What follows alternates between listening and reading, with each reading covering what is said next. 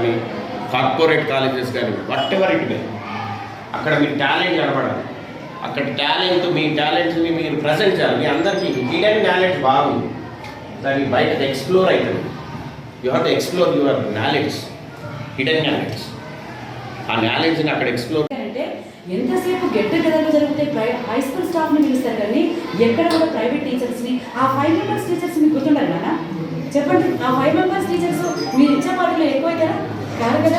So నా request ఏంటంటే బిడ్డ, మీరు 10 ఏళ్ళకి గెలిచినా 20 ఏళ్ళకి గెలిచినా ఎప్పుడు గెలిచినా మీకు విద్యను అభ్యసించిన ఆ 5 కూడా గెలుచుకోండి.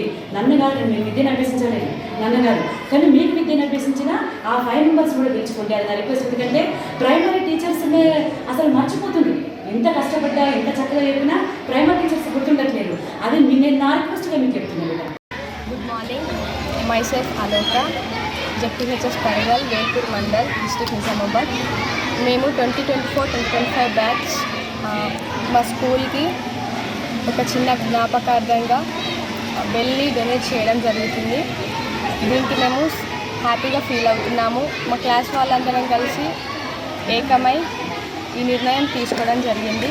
అలాగే మా ఉపాధ్యాయులు మాకు విద్యను బోధించి మమ్మల్ని ఉన్నత స్థాయిలో ఉంచినందుకు మేము చాలా సంతోషపడుతున్నాము. మేము ప్రతి ఒక్కరు మంచి మార్క్స్ తెచ్చుకొని బయటికి వెళ్ళడం జరుగుతుంది. Thank you.